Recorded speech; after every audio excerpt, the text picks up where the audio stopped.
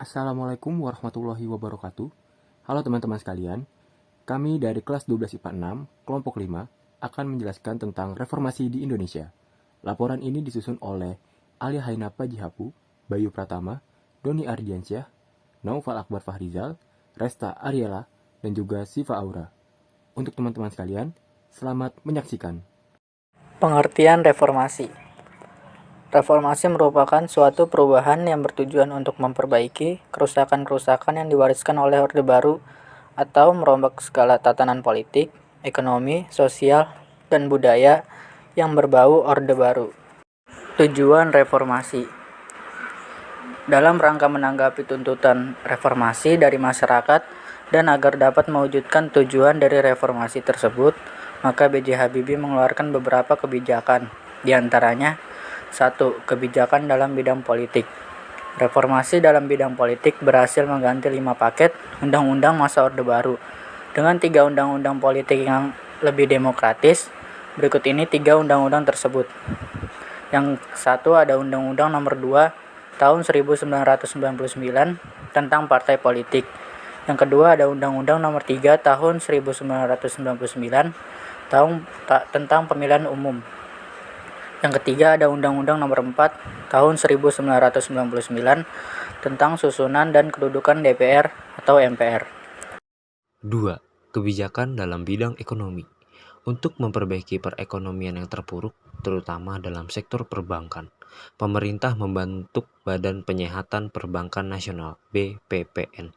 Selanjutnya, pemerintah mengeluarkan Undang-Undang Nomor 5 Tahun 1999 tentang perlindungan konsumen. Ketiga, kebebasan dalam menyampaikan pendapat dan pers. Kebebasan menyampaikan pendapat dalam masyarakat mulai terangkat kembali. Hal ini terlihat dari munculnya partai-partai politik dari berbagai golongan dan ideologi. Masyarakat dapat menyampaikan kritik secara terbuka kepada pemerintah. Di samping kebebasan dalam menyampaikan pendapat, kebebasan juga diberikan kepada pers. Reformasi dalam pers dilakukan dengan cara menyederhanakan permohonan surat izin usaha penerbitan atau SIUP. 4. Pelaksanaan pemilu. Pada masa pemerintahan B.J. Habibie, kita ketahui berhasil diselenggarakannya pemilu multipartai yang damai dan pemilihan presiden yang demokratis. Pemilu tersebut diikuti oleh 48 partai politik. Dalam pemerintahan B.J. Habibie juga berhasil menyelesaikan masalah Timor Timur. B.J. Habibie mengambil kebijakan untuk melakukan jajak pendapat di Timor Timur. Referendum tersebut dilaksanakan pada tanggal 30 Agustus 1990 di bawah pengawasan UNAMED. Hasil jajak pendapat tersebut menunjukkan bahwa mayoritas rakyat Timor Timur lepas dari Indonesia. Sejak saat itu, Timor Timur lepas dari Indonesia. Lalu pada tanggal 20 Mei 2002, Timor Timur mendapat kemerdekaan penuh dengan nama Republik Demokratik Timor Leste. Selain dengan adanya kebijakan-kebijakan yang dikeluarkan oleh B.J. Habibie, perubahan juga dilakukan dengan penyempurnaan pelaksanaan dan perbaikan peraturan-peraturan yang tidak demokratis, dengan meningkatkan peran lembaga-lembaga tinggi dan tertinggi negara dengan menegaskan fungsi, wewenang, dan tanggung jawab yang mengacu kepada prinsip pemisahan kekuasaan dan tata hubungan yang jelas antara lembaga eksekutif, legislatif, dan yudikatif. Masa reformasi berusaha membangun kembali kehidupan yang demokratis, antara lain 1. Keluar ketetapan MPR RI nomor 10 MPR 1998 tentang pokok-pokok reformasi. Yang kedua, ketetapan nomor 8 MPR 1998 tentang pencabutan TAP MPR tentang referendum. Ketiga, TAP MPR RI nomor 11 MPR 1998 tentang penyelenggaraan negara yang bebas dari KKN. Keempat, TAP MPR RI nomor 14 MPR 1998 tentang pembatasan masa jabatan Presiden dan Wakil Presiden Republik Indonesia. Yang kelima, amandemen Undang-Undang Dasar 1945 sudah sampai amandemen ke-1, ke-2, ke-3, dan ke-4. Sistem matematika pelaksanaan Undang-Undang 1945 pada masa Orde Reformasi. Pada masa Orde Reformasi, demokrasi yang dikembangkan pada dasarnya adalah demokrasi dengan berdasarkan kepada Pancasila dan Undang-Undang Dasar 1945. Pelaksanaan demokrasi Pancasila pada masa Orde Baru Reformasi dilandasi sebagai reformasi di mana paham demokrasi berdasar atas kerakyatan yang dipimpin oleh hikmat kebijaksanaan dalam permusyawaratan perwakilan, dilaksanakan dengan rahmat Tuhan Yang Maha Esa, serta menjunjung tinggi nilai kemanusiaan yang adil dan beradab, selalu memelihara persatuan Indonesia dan untuk mewujudkan suatu keadilan sosial bagi seluruh rakyat Indonesia. Pelaksanaan demokrasi Pancasila pada masa reformasi telah banyak memberi ruang gerak kepada parpol dan komponen bangsa lainnya, termasuk lembaga permusyawaratan rakyat dan perwakilan rakyat, mengawasi dan mengontrol pemerintah secara kritis sehingga dua kepala negara tidak dapat melaksanakan tugasnya sampai akhir masa jabatannya selama 5 tahun karena dianggap menyimpang dari garis reformasi. Berikut ciri-ciri umum demokrasi Pancasila pada masa Orde Reformasi. Pertama, mengutamakan musyawarah mufakat, mengutamakan kepentingan masyarakat, bangsa, dan negara, tidak memaksakan kehendak pada orang lain, selalu diliputi oleh semangat kekeluargaan, ada rasa tanggung jawab dalam melaksanakan keputusan hasil musyawarah, dilakukan dengan akal sehat dan sesuai dengan hati yang luhur. Keputusan dapat dipertanggungjawabkan secara moral kepada Tuhan Yang Maha Esa berdasarkan nilai-nilai kebenaran dan keadilan. Penegakan kedaulatan rakyat dengan memperdayakan pengawasan sebagai lembaga negara, lembaga politik, dan lembaga swadaya masyarakat. Pembagian secara tegas wewenang kekuasaan lembaga legislatif, eksekutif, dan yudikatif. Penghormatan kepada beragam asas, ciri, aspirasi, dan program parpol yang memiliki partai. Adanya kebebasan mendirikan partai sebagai aplikasi dari pelaksanaan hak asasi manusia setelah diadakannya amandemen UUD 1945 mengalami perubahan. Hasil perubahan terhadap UUD 1945 setelah diamandemen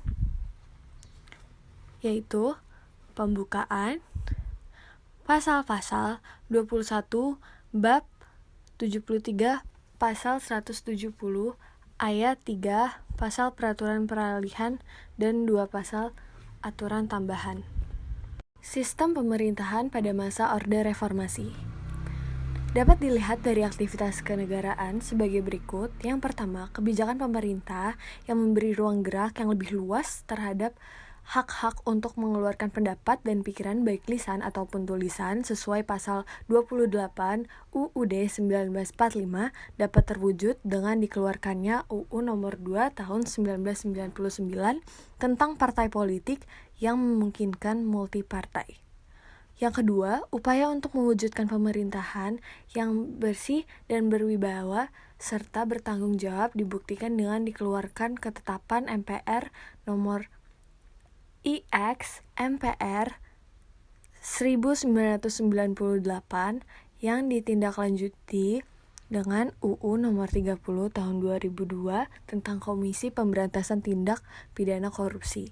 Yang ketiga, lembaga MPR sudah berani mengambil langkah-langkah politis melalui sidang tahunan dengan menuntut adanya laporan pertanggungjawaban tugas lembaga negara UUD 1945 di amandemen, pimpinan MPR dan DPR disahkan jabatannya, berani memecat presiden dalam sidang istimewanya. Yang keempat, dengan amandemen Undang-Undang Dasar 1945, masa jabatan presiden paling banyak 2 kali masa jabatan. Presiden dan wakil presiden dipilih langsung oleh rakyat, mulai dari pemilu 2000, dan yang terpilih sebagai presiden dan wakil presiden pertama pilihan langsung oleh rakyat adalah Susilo Bambang Yudhoyono dan Yusuf Kala. MPR tidak lagi lembaga tertinggi negara, melainkan lembaga negara yang kedudukannya sama dengan Presiden, MA, dan juga BPK. Kedaulatan rakyat tidak lagi di tangan MPR, melainkan menurut Undang-Undang Dasar. Di dalam amandemen Undang-Undang Dasar 1945, ada penegasan tentang sistem pemerintahan presidensial tetap dipertahankan dan bahkan diperkuat dengan mekanisme pemilihan presiden dan wakil presiden secara langsung. Kesimpulannya, munculnya reformasi disebabkan oleh krisis ekonomi dan politik di Asia, ketidakpuasan masyarakat Indonesia terhadap pemerintahan Soeharto, dan adanya para demonstran yang menginginkan diadakannya reformasi total, peristiwa Trisakti yang menyebabkan Presiden Soeharto mengundurkan diri dari jabatannya. Kemudian, untuk menanggapi tuntutan reformasi dari masyarakat tersebut, ada beberapa hal yang dikeluarkan, yakni 1. Kebijakan dari B.J. Habibie yang meliputi kebijakan dalam bidang politik, kebijakan dalam bidang ekonomi, kebijakan dalam menyampaikan pendapat dan pers, dan kebijakan pemilihan umum. Lalu yang kedua, dikeluarkannya ketetapan MPR dan TAP MPR. Dan yang terakhir, dilaksanakannya amandemen UUD 1945. Setelah dilaksanakannya amandemen, UUD 1945 mengalami perubahan. Pelaksanaan demokrasi didasari atas nilai-nilai yang terkandung dalam Pancasila. Sistem pemerintahan pada masa Orde Reformasi mulai diatur dalam Undang-Undang dan ataupun UUD 1945. Adapun saran-saran yang dapat kami sampaikan untuk para generasi bangsa. Yang pertama, diharapkan kita sebagai generasi bangsa agar tetap menjunjung tinggi nilai-nilai Pancasila dan merealisasikannya dalam kehidupan sehari-hari. Lalu yang kedua, menghargai pendapat orang lain serta menyelesaikan masalah secara musyawarah mufakat tanpa adanya kekerasan sehingga negara kita tetap damai dan tentram.